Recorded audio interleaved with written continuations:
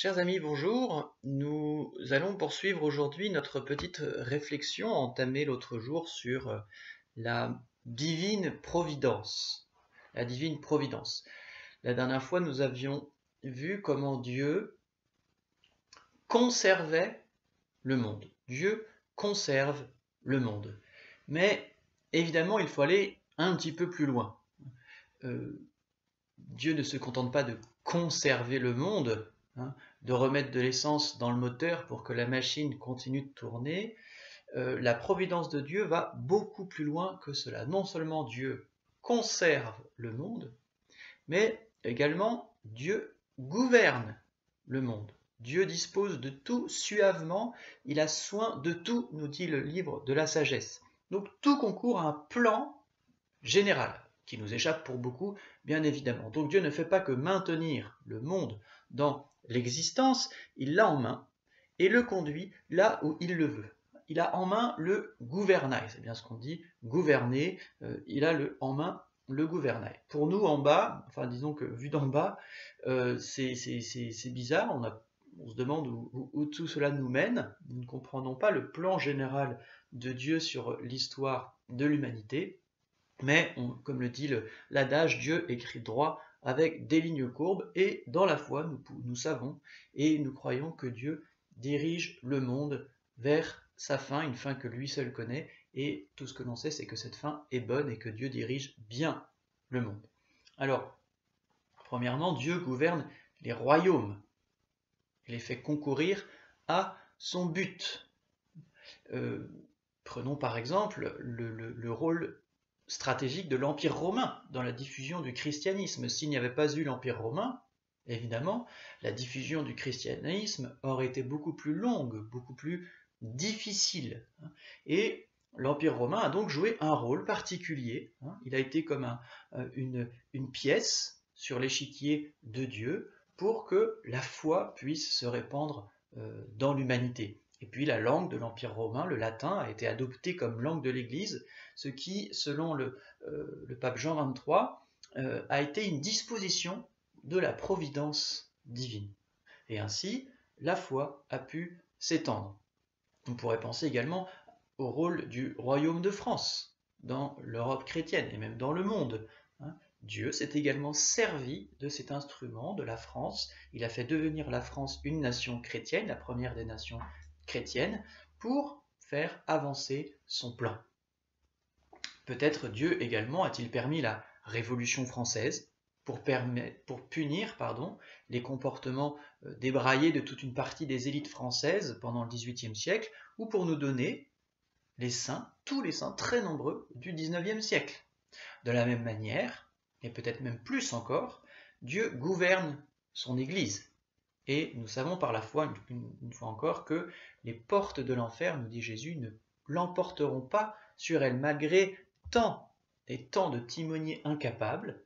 L'Église produit maintenant, comme toujours, des fruits de sainteté. C'est incroyable quand on se penche sur l'histoire de l'Église, le nombre de crises apparemment insurmontables qu'a traversé l'Église. Eh bien, à travers toutes ces crises, à travers toutes ces histoires parfois dramatiques, à travers parfois ces papes qui semblent pas tout à fait bien gouverner l'Église, on l'a vu notamment avec les papes de la Renaissance, eh bien Dieu continue de gouverner son Église envers et contre tout. Donc Dieu gouverne les nations, Dieu gouverne l'Église pour la faire parvenir à sa fin, mais Dieu également gouverne et protège les personnes individuelles, nous-mêmes.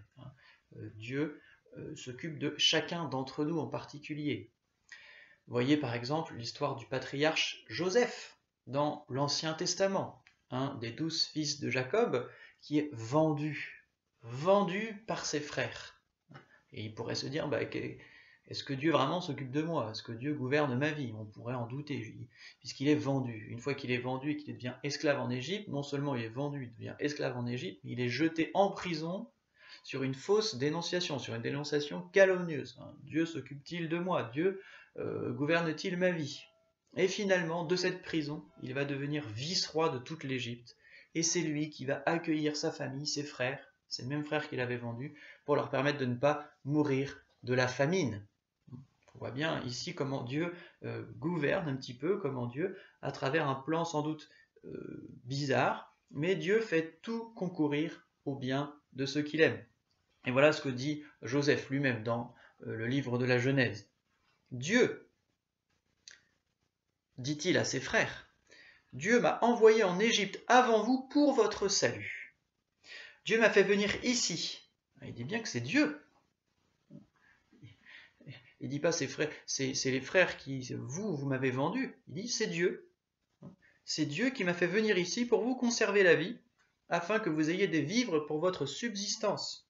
Ce n'est point par votre conseil que j'étais envoyé ici, mais par la volonté de Dieu, qui a fait de moi comme le père de Pharaon, le maître de sa maison et le prince de toute l'Égypte. Dieu gouverne aussi les personnes individuelles. Le roi Saül, avant d'être le roi, alors qu'il n'y a pas encore de roi en Israël, le roi Saül va chercher les ânesses de son père.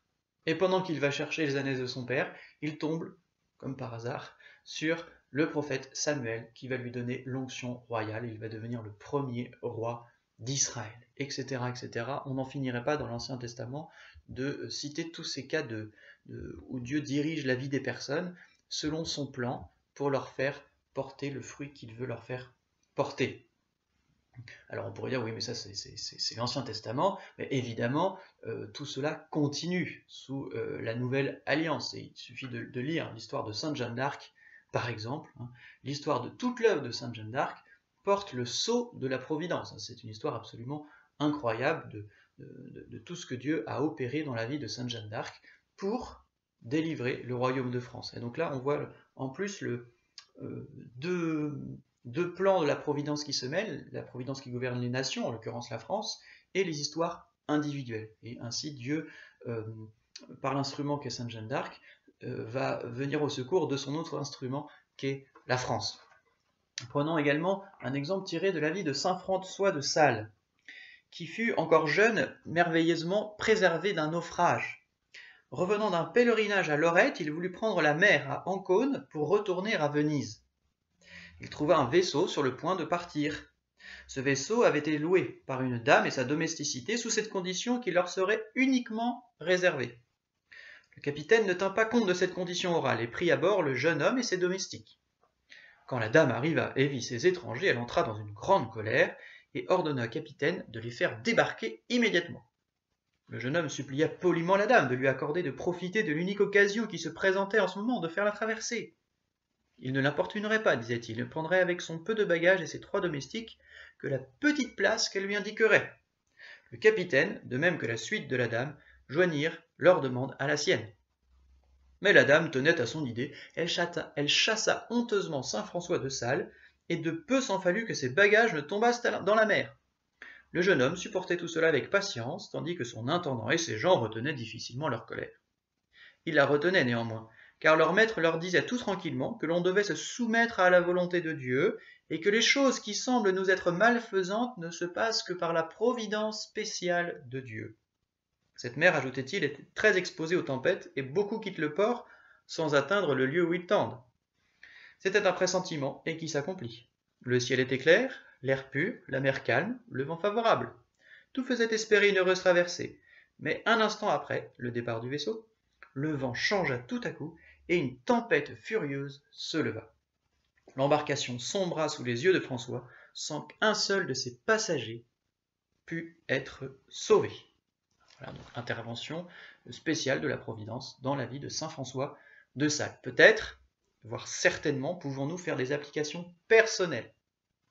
Des événements ont pu nous apparaître comme des échecs ou des épreuves et ont finalement tourné à notre avantage. La Providence nous guidant ainsi vers un mieux.